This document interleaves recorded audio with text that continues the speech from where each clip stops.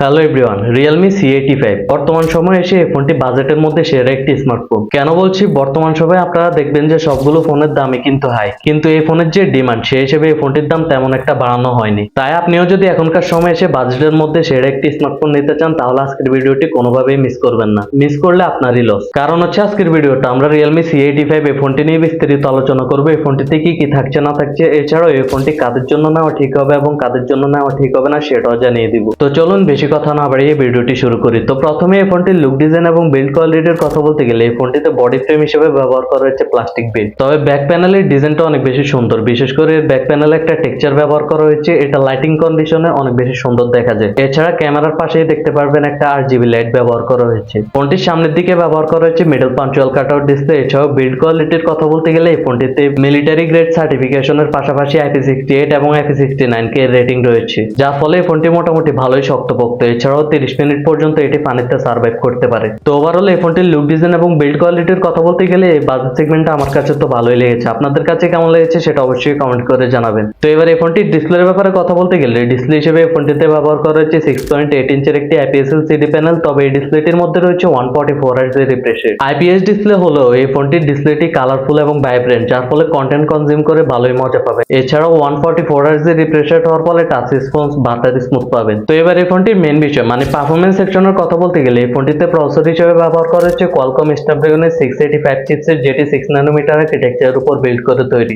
এখনকার সময় দেখবেন যেসব ফোনগুলো এই বাজেট সেগমেন্টে লঞ্চ হচ্ছে সেগুলোতে ইউনিসকের চিপসেটও ব্যবহার করা হচ্ছে, সেক্ষেত্রে এই ফোনটি অনেক বেশি এগিয়ে থাকছে। এই চিপসেটটি ব্যবহার করার ফলে ডেইলি ইউসেজের জন্য যেসব কাজগুলো রয়েছে সেগুলো খুব ইজিলি করতে পারবেন, যেমন ইউটিউব চালানো, ফেসবুক চালানো, সোশ্যাল মিডিয়া ব্রাউজিং করা তেমন কোনো সমস্যাই হবে না। এছাড়াও ফ্রি ফায়ারটাও আপনারা সুন্দরভাবেই খেলতে পারবেন। তবে যারা হাই গ্রাফিক্সের গেমগুলো খেলেন যেমন পাবজি, কল অফ ডিউটি এগুলো সেগুলো লং টাইম ধরে খেললে ল্যাগ বা ফ্রেম ড্রপ ইস্যু দেখা যেতে পারে। এই ফোনটির দুইটি র্যাম রোম ভেরিয়েন্টে পেয়ে যাবেন, একটি হচ্ছে 6GB 128GB আর একটি হচ্ছে 8GB 256GB। র্যাম রোম বেশি হওয়ার ফলে এই ফোনটি দিয়ে আপনারা স্মুথলি মাল্টিটাস্কিং করতে পারবেন। তো এবার এই ফোনটির ক্যামেরা সেটআপের কথা বলতে গেলে রিয়ার প্যানেলে ব্যবহার করা হয়েছে 50 মেগাপিক্সেলের একটি প্রাইমারি লেন্স এবং সামনের দিকে ব্যবহার করা হয়েছে 8 মেগাপিক্সেলের একটি সেলফি ক্যামেরা। মেইন ক্যামেরার কোয়ালিটির কথা বলতে গেলে ডেলাইট কন্ডিশনে ডাইনামিক রেঞ্জ খুবই ভালো, ডিটেলও এই বাজেট সেগমেন্ট হিসেবে ঠিকঠাকই মনে হয়েছে আমার কাছে। তবে সেলফি ক্যামেরার ক্ষেত্রে এই ফোনটির ডিটেলটা একটু কম মনে হয়েছে আমার কাছে। এই ফোনটির মেইন ক্যামেরা এবং সেলফি ক্যামেরা মানে উভয় ক্যামেরা দিয়ে আপনারা সর্বোচ্চ ভিডিও রেকর্ড করতে পারবেন 1080p 30 fps এ। তো ফাইনালি এই ফোনটির ব্যাটারি সেটআপের কথা বলতে গেলে এই ফোনটির মধ্যে ব্যাটারি হিসেবে ব্যবহার করা হয়েছে 7000 mAh এর একটি ম্যাসিভ ব্যাটারি এবং সাথে বক্সে পেয়ে যাবেন 45 ওয়াটের একটি ফাস্ট চার্জার। 7000 mAh এর ব্যাটারি ব্যবহার করার ফলে নরমালি ইউজ করলেও কিন্তু এই ফোনটি থেকে 1.5 থেকে 2 দিন ইজিলি ব্যাটারি ব্যাকআপ পেয়ে যাবেন। তো এবার এই ফোনটির বর্তমান প্রাইসের কথা বলতে গেলে এই ফোনটি যখন লঞ্চ হয়েছিল তখন এই ফোনটির প্রাইস ছিল 18 থেকে 19,000 টাকার আশেপাশে, কিন্তু বর্তমানে এই ফোনটি আপনারা পেয়ে যাবেন 20,000 টাকার আশেপাশে। তো এই বাজেট সেগমেন্টে রিয়েলমি C85 আপনাদের কাছে কেমন লেগেছে সেটা অবশ্যই কমেন্ট করে জানাবেন। আর এই বাজেট সেগমেন্টে আপনার যদি অন্য কোনো ফোন পছন্দ হয়ে থাকে সেটাও কমেন্ট করে জানাতে পারেন। আজকের ভিডিওটি ছিল এই পর্যন্তই। ভিডিওটি ভালো লেগে থাকলে ভিডিওটিতে একটি লাইক করবেন, চ্যানেলটিকে সাবস্ক্রাইব করে আমাদের পাশে থাকবেন। আজকের জন্য এখানে বিদায় নিচ্ছি। সবাই ভালো থাকবেন, সুস্থ থাকবেন। আল্লাহ হাফেজ।